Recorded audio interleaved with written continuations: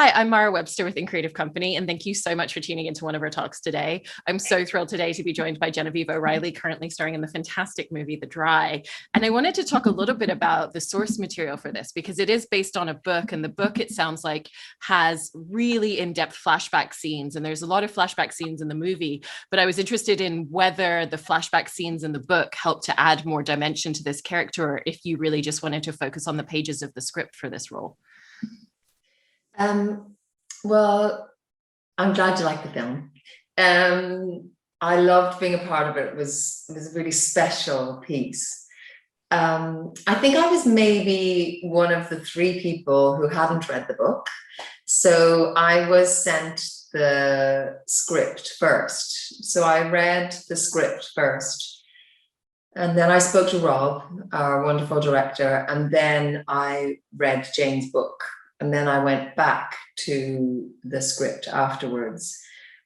I'm the type of person who I'll just read as much as I can.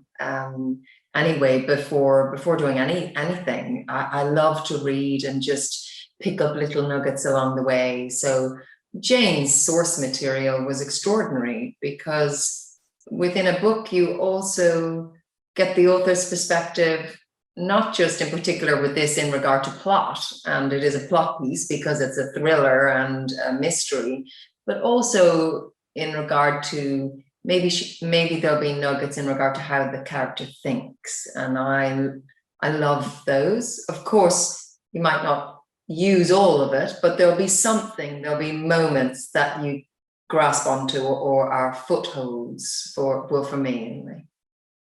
And in watching her on screen as a character, she comes across as someone who feels very comfortable in her own skin and very certain of choices that she makes for herself in life. And at what point did you realize that you really specifically wanted to play her in that particular way? So glad you saw that. Thank you. One of my first conversations with Rob about this, after I had read his script, was to talk about her being like you hear people talk about all the time, about fleshing out character and about fleshing out particularly women, I find. And Rob was wonderful because he spoke to me about the women in country Victoria who are running farms, who are holding towns together. There is an incredible suicide rate in drought-ridden landscapes, not just in Australia, but all around the world. And traditionally, they have been men who have been running those farms, carrying the weight and the burden of crops and finances. And now women have been all over the world really stepping into those shoes, because it is bloody tough. And so you have women, and in this case, a single woman, working hard and running a farm. And there's also something that I loved about her, and that was really important, I think, within the piece, is that idea that you can grow up somewhere, that you can have extraordinarily risky and emergent, tender and raw relationships with your fellow youth as you grow up. Kind of like at no other time do you have those relationships except when you're so young and you're like emerging into the world, and you have those relationships. And then some of you stay and then some of you go. And that's everywhere. That's in all towns. And yet it's those people that when you meet up with many, many years later, that there's a connection straight away. And that really interested me about her, that she chose to stay, that she was one of them. She chose. You can see, like you said, she had made choices, and those choices were to stay, to be a single mum, and to work hard. I loved that about her. And it's not even just that she works incredibly hard. It's, everything that you were saying, it's a really, really tough day to day for her, and the film was literally filmed in a landscape that was drought ridden to really capture that essence of it, but we see this great fortitude and this great strength in her. We see moments where she's got a rifle and she's shooting vermin that are coming and threatening her land. But then at the same time, the delivery of your performance, there's a real soft, gentle, tone to her voice and way that she speaks. And what was it that made you want to make that specific choice in having a really soft gentleness against a woman who has so much inner strength within her? Well, I felt that with Rob's vision, which was to use the landscape as a character and a foreboding character and an omnipresent threat, I felt like she didn't need to be that. She was living in that. I don't feel like every woman that I met when I was out there were some who were really big and really strong and really full in your face, but then there were as many gentle or quiet or shy. And I thought it might be a nice compliment if we have that drought-ravaged landscape. If I'm carrying a gun, I can be a warm presence at the same time as being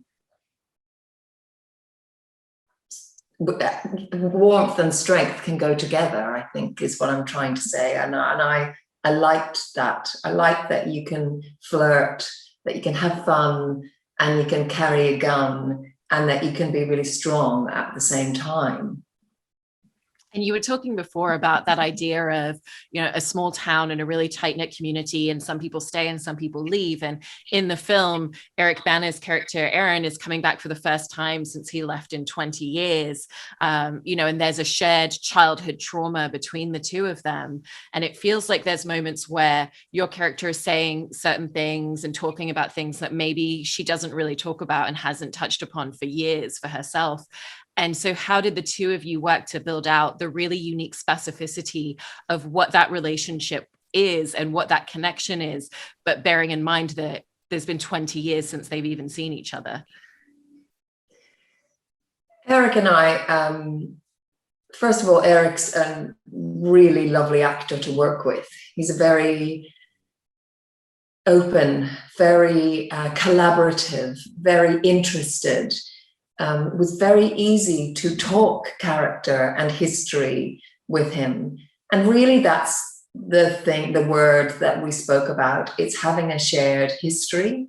How do you step into that? How do you portray that? And it's about those little things that you can find, the way you laugh at someone, or the way you are with someone, or maybe the way you roll your eyes, or there's a history to it. And that was what we wanted to show for them. Obviously you have that dual mystery too. Sorry, you have the dual line as well. So we had the younger characters playing it. So it's also within the tapestry of the piece as well. You have that history, but I know Eric and I talked a lot and connected quite easily as well, just about them and within their history together. They also shared secrets. And sometimes when you share a secret with someone else, there is just a deep connection that might be even unsaid. And like you said, they hadn't spoken about it for a long time, but it lives between them. And we were both aware of that too.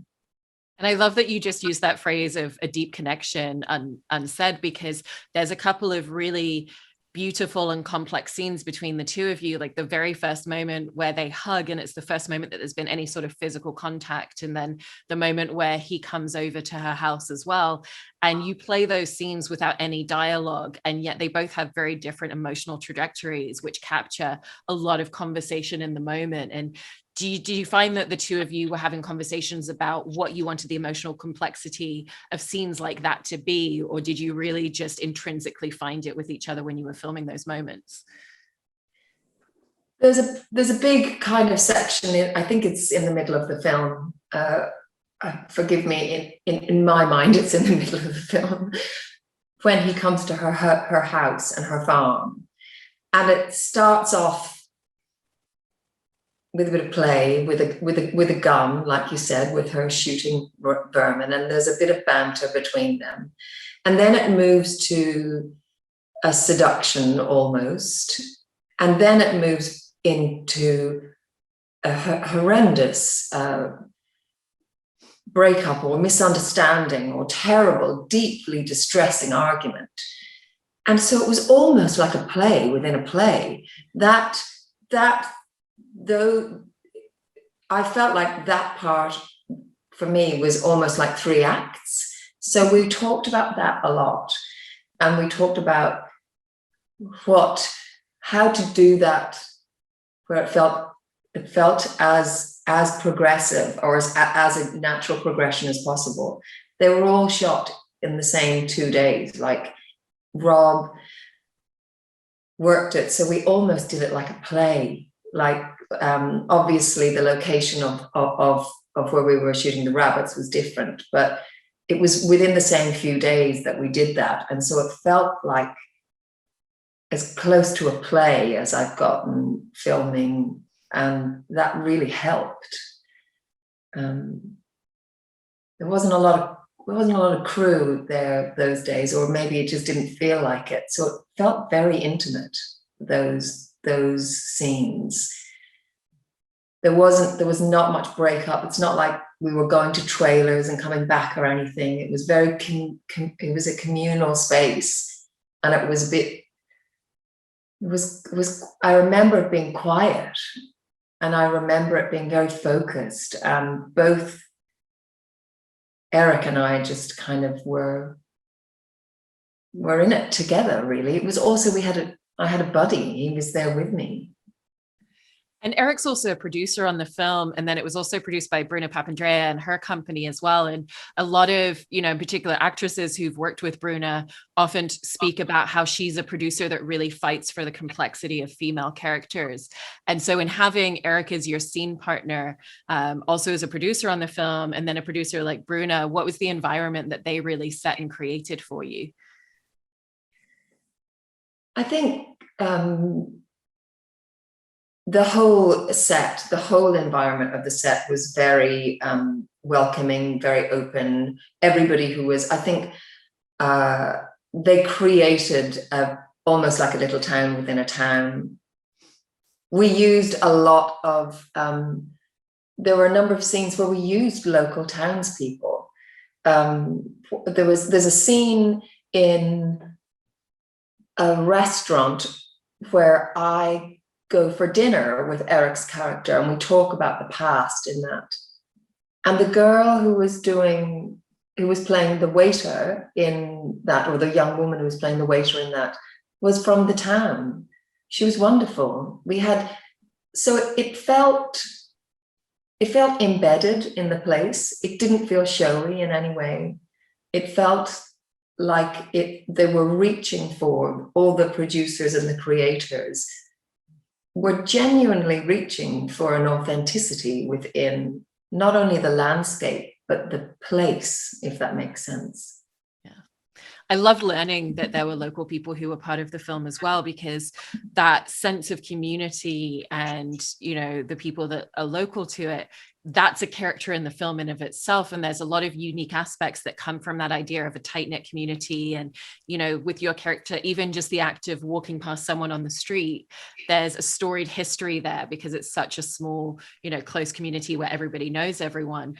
And so how did that inform the way that you not only interacted with some of the characters that she has a deep-seated history with, but even just those tiny inflections and those tiny, smaller moments with other characters as well? Yeah, the film feels like a town, doesn't it? There are so many people that you meet, and the characters are so true to not only those actors, but to what they've created. You feel like they're all very well-rounded characters within it. I also feel like from our creators and editors and director, there's no judgment on any of those characters. Each of those characters is really allowed to be their own person within the town. So it was really quite easy to engage with with everybody, because everyone was very much themselves. So, I mean, I'm reminded when you're speaking of that, of Matt Nable's character, who's Grant Dow, and he's quite a tricky presence in the town for a number of the characters. And I'm reminded there's a wake for the funeral, and he says something behind me, and I remember filming it. And normally they might have set it up where they were covering me, and then they were covering Matt and whatever. And they set that up in a little town in the middle of, I can't even remember the name. That's terrible. I can't remember the name of that town. Beautiful old church with lots of land around it. And I remember us all going in there. It was baking hot. It was like 40 something degrees. And we were all in there together. And Rob said, just stand where you might stand if you were at a wake. All the people, like I said, who were local people who were there. I was standing next to this man who had so many stories to tell me. He ran horses. He did this they had all these horse riding things that he was telling me. He was lovely. We chatted all day. And so everyone just kind of stood or maybe clumped where they might. And Matt just put himself at the back, and he was behind me. And I remember us doing the scene, and Rob ran the whole scene with everybody in it. And he said what he said, and I just turned around and, just gave it as an aside behind me. And Rob just said, I think that's it. I think we're going to do it in a wide and a mid, and that's it, because that would be how you might react. And I just thought, the confidence of a director in those characters to be able to just allow that to be the coverage, rather than feeling the need to then come in and go, okay, now let's go here and now let's go here. He had great confidence in the characters and the actors obviously playing the characters. It was really lovely.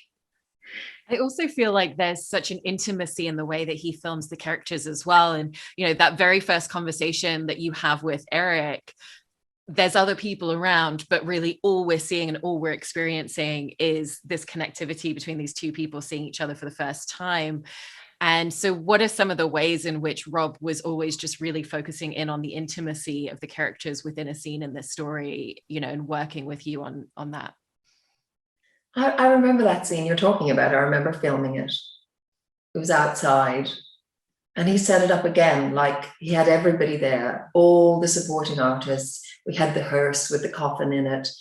He ran this really big wide shot. Everyone was there. People were so emotionally connected. He gave a speech before we did it, actually. I had forgotten this. He gave a speech to everyone who was there. And he said, this is what's happened. This person has died. This person is a member of your community. Some of you might really love him and miss him. Some of you might think that he might be a controversial character. Some of you might think that he might have murdered people. You have to make a decision now, and I'm going to ask you to play that. And within a heartbeat, all those people from those towns just embodied it, just lived it. And I remember taking a moment to appreciate it, and then looking over, and there, at quite a distance away when we were filming, there was Eric standing there as Falk. And I was like, there's a great intimacy that you can create just between yourselves, particularly at distance. And so once again, the director was so brave or truthful to play the natural intimacy that you can create when you clock someone for the first time, and then allow the camera in. Does that make sense? It absolutely does. I love that story about the speech with all of the background artists as well. It's really beautiful. Yeah. You filmed it that way. I also wanted to ask you about some of the emotional fabric in her as a character, because the film is based around a story which comes from 20 years ago, where they lost one of their friends as a child, and they don't know if she was murdered or if she took her own life, and really any of the truth of what happened.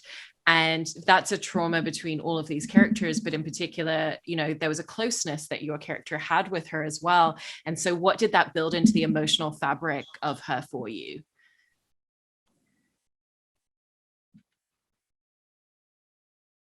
I think I'm not sure if you ever had a friend or someone close to you die while you were young. I did.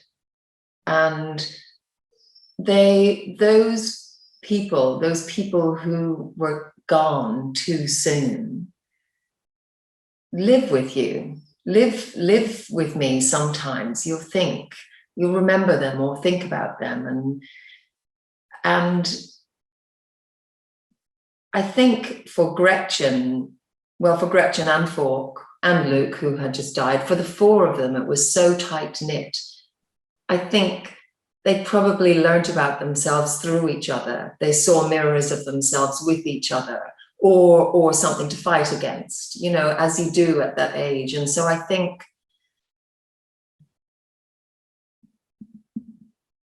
she probably impacted a lot of Gretchen's decisions to stay, to make the decisions she did.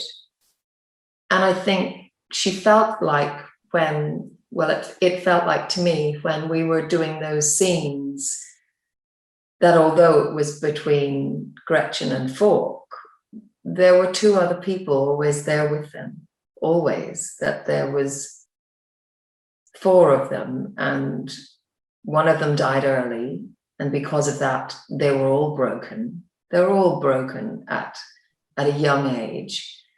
They were forced to hold secrets for each other, and that's a weight to carry through your life. I think, like you said before, Gretchen probably hadn't spoken about it in a long time, because she stayed in the town, she put it to the side, she put her head down, and she worked hard. I think the ghosts of those people probably lived with Falk more, because he had to walk back in. It's almost harder.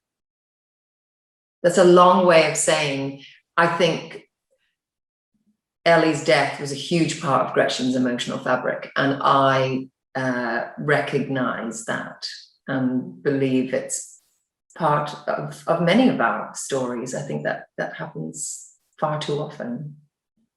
And then part of the plot in the present day is obviously an uncovering of what actually happened back then and trying to figure it out in parallel with something present day. And the film really beautifully constructs the way in which it does take us on these journeys, and it does take us down, you know, slightly suspicious roads with different characters. But it's not really at the end of the day about that. It's about the characters and their relationships with each other and the people who live here. And so did Rob talk at all about, you know, some of the information that he wanted to give to the audience when he wanted to give it? Or did he really just want it to be focused so specifically on character and narrative rather than thinking about the thriller and mystery aspect of the film? I'm not sure is the answer to that. I think he's such a respectful director that he never, ever imposed plot on me, is how I could answer it.